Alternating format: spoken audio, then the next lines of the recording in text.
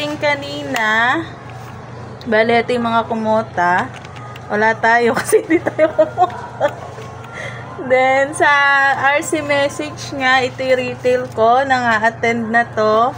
Bahala na. Yours truly. Siyempre ka. Retail con September 29 to 30. Kiosk roll out. Bali, ito nga yung in-explain kanina.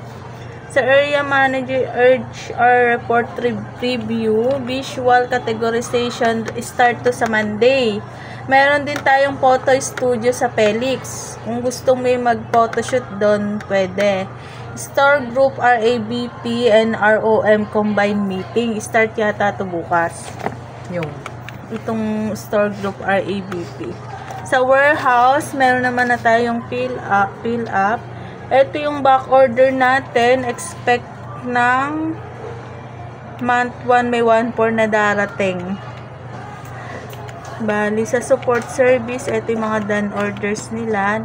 Kung ilang days lang din ginawa. Then, meron tayong bagong stock item development. Ito yung varsity jacket na darating natin. May mga PO na to. Tapos, itong CS number 18, meron din new color na darating sa CS number 15.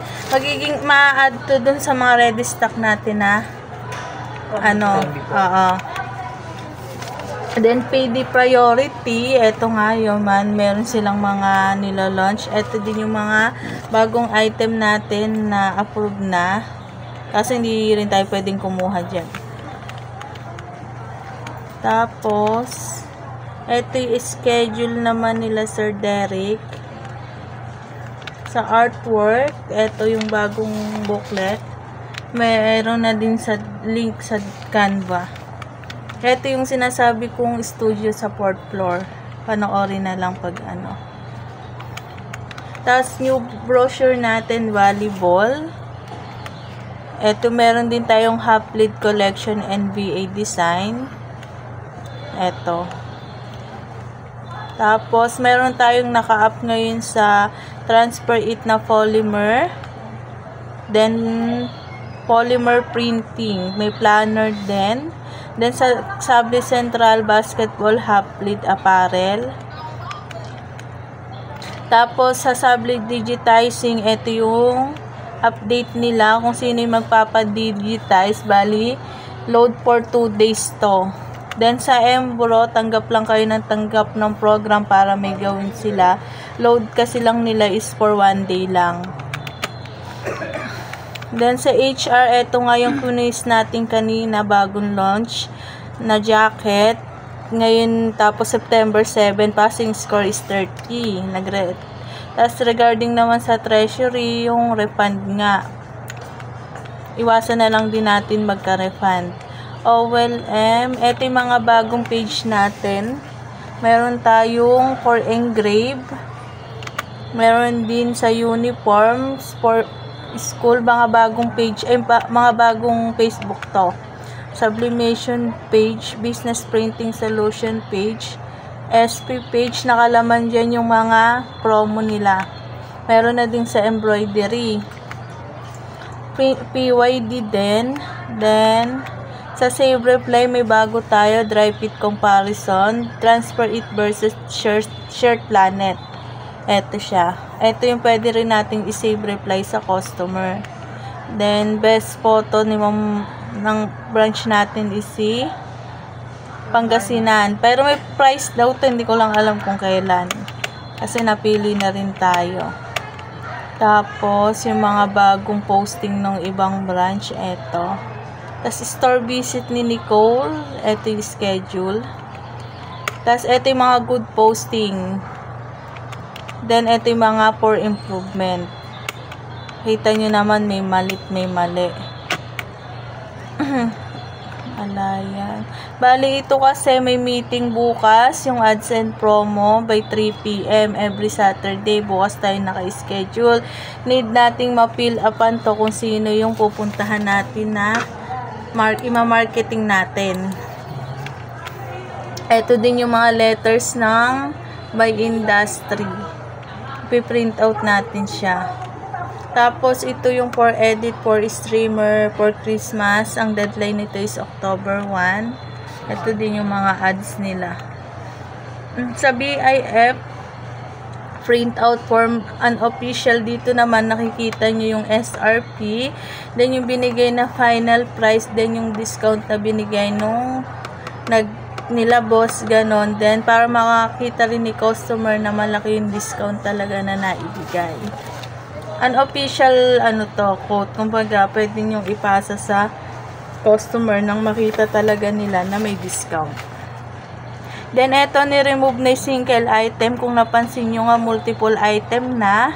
Kasi more on multiple, madalang na rin yung single. Pero, sa multiple naman yan, pwede din yung single items. Basta ipiprint out nyo. Tapos, eto nga yung mangyayari sa kiosk installation. Magkaka-kiosk tayo. Baga parang sa Jollibee lang din to. Kaso ito kasi need. So, dito sa kiosk, ayan. Brochure, tapos dito, design book view. Dito sa printout na to, etong kalahating nasa baba is yung ikikip ng customer. Then, etong nasa taas, ang ibibigay niya doon sa cashier. Then, doon na sila magpuproceed. Punch na lang. Ano yung Punch na lang. payment? So, ayun lang po. So, kayo yung papunch na lang. Paano yung price ng retail? Hindi, magbibigay naman yan. Bali, ibabase naman ni ma'am kung saan tayo maglalagay. Para ma-order, magkaka-meeting pa yata dyan. Then, yun nga sa operation, yung key management. Visual 269, bali yung red key sa cashier. Drawer, vault, and cashier drawer. Key 2 is in sa yellow. OIC, vault, main door, and locker. And 3 yung sa glass tower. Wala naman tayo na mag-allocation lang tayo. Then yung mga naka-highlight na yan, yan po yung papalitan ng store details. Deadline nito September 10. Pero mag-allocate pa si ma'am. Once na na-lost tong, kunyari, na-lost tong susi, return me and get reward 500. Ibig sabihin, kunyari, na-lost nyo yung Pinadala.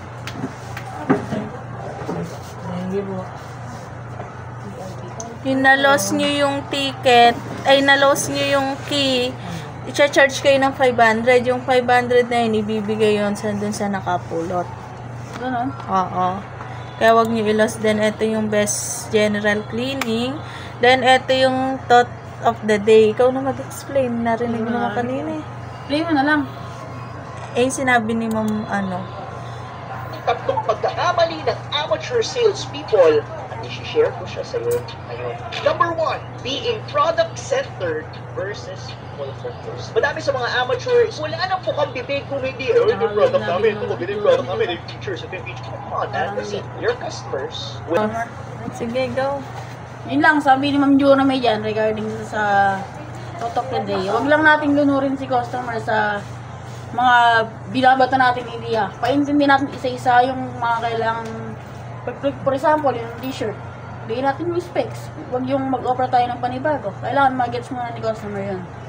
Wag din mag-over product knowledge. Yung para kung ano lang yung kailangan ni customer, Yan, dun kung ka ano lang yung kailangan. mag-focus. Siguro mag-suggested selling tayo kung na-close na yung order. Ganun Yun lang. lang.